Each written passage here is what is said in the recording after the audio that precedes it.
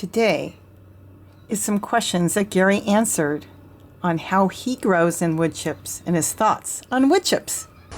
Let's see, what would you like to start about talking about wood chips? Well, I've been putting down wood chips for the past 5 years, and the last load that I got would have been about 2 years ago. That was the last load 2 years ago. Yeah.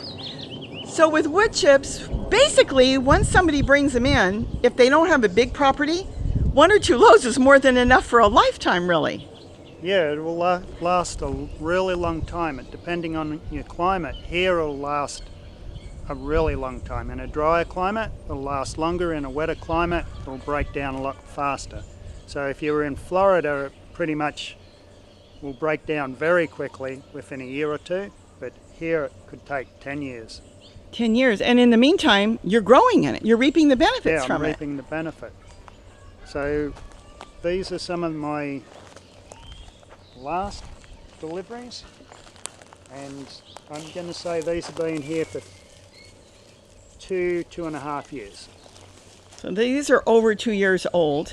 Now, with this, if you wanted to, if somebody just piled it up, you could actually dig in the center and use it like a garden soil, correct? Correct.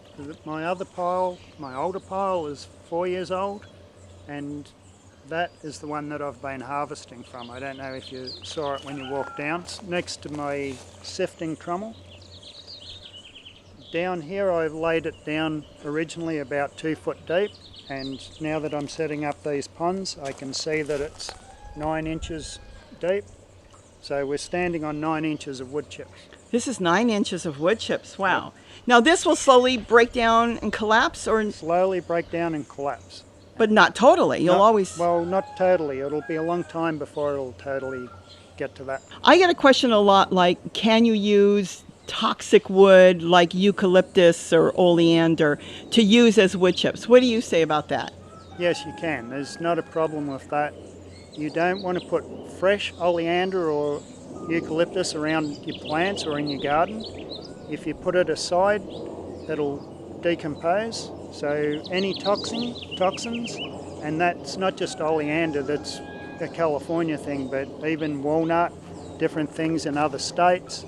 I do a lot of research, and I've got a couple of websites that I like. The University of California, Davis, they've got information online on eucalyptus and oleander, and the universities across the country, pretty much their information says a similar thing.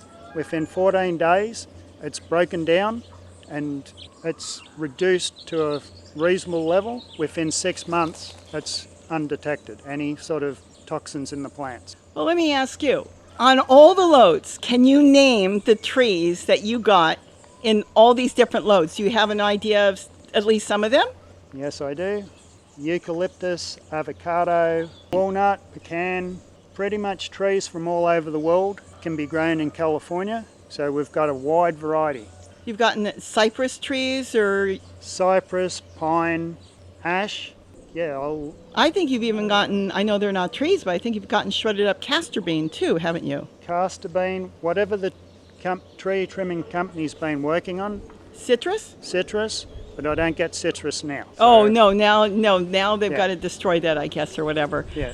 Okay, but back then you got all kinds of stuff. Fig citrus, trees, I think. Fig trees. That's why you used to have trees popping up in different areas after they delivered it. If they bring in trees that have seeds, I end up with a lot of trees growing in the wood chips fairly quickly. Wow. So we've had this now for 5 years. And with your garden, I know I have to cater to my garden because mine is done in totes. Not all of it, but most of it. Yours, you only come down here, once or twice a week to even water, if that? Yeah, it depends on the season. Depends on the season. Like right now, I've got a little more time, so I'm down here at least every other day. Basically, the ground underneath is pretty much bedrock because to build this structure, they had to clear it, and they took it down to bedrock. So what little soil is here, most of it is what I've brought in or has been built by the wood chips. Do you know how many inches of wood chips you have here by any chance, or about? Look Yeah, at that. Okay, this has come down to maybe 4 inches deep. Oh, look at the worms. Oh yeah, there's worms and there's Grubs. green fruit beetle larvae. They're good at that stage. Yeah, they're good at that stage. They're good composting. They're feeding on the wood chips, and the worms, it's just, if I moved around enough, I'd be able to find a lot of worms here. Okay, so it's dropped down to 4 inches. So if you wanted to at some point, you could add in more. Yeah, I'm just getting ready to add in more. That's why I've started to clear it out a little bit. And the piles on the outside of my garden, I'm just going to bring some of those in. The average person that has okay, you had bedrock here actually in this particular part of the yard, but the average person that has a yard with just soil that's not good, whether it's clay or sand, if they added in a good layer of wood chips, they wouldn't even have to think about for maybe 10 years to add in anything else after that, right? No, they wouldn't have to worry about it for a long time. It's a lot of work up front, but then you save time over the length of having the wood chips on the ground. So the only reason you have to add in more, let's say it's been 5 years, I guess you said, right? Yeah. Okay, the only reason you would have to add in 5 years is because this is like a parking lot. This was like almost like cement.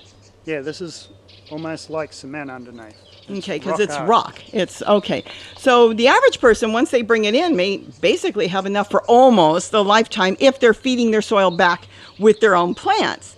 But you, I see, I understand now, because it was like bedrock, you just want to add in more, even though it's doing quite well in 5 years without adding in anything else. Do you have anything else you think as a wrap up on this, just that somebody may want to know? Well, I think it's really changed the way I garden or even thought about gardening. I don't think, without the wood chips, I don't think I'd be gardening, because regular gardening and digging and all that sort of thing, it was just physically hard and it's time consuming.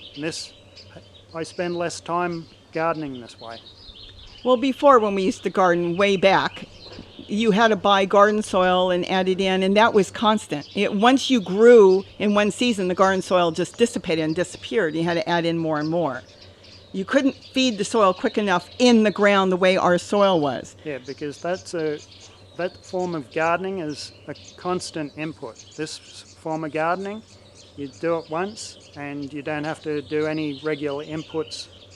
You know, maybe now once a year I just want to move the piles in. So technically I don't have to touch this, but I just want to. So you're saying this would continue to grow for even many more years the way it is? Yes. The reason I want to go away from the piles, I've noticed that the wood chips will break down just as well if you lay them out flat. So the piles are harder to maintain because I have to irrigate them. I have a sprinkler system that I set up on top and I have to keep them wet. So the main thing is the wood chips will not break down unless they're wet underneath to a point. You can't let them dry out. They need moisture. I guess that's it. So I'm going to say have a wonderful day, and I'll let you take it from here. And with that, thanks for watching, and don't forget to eat what you grow.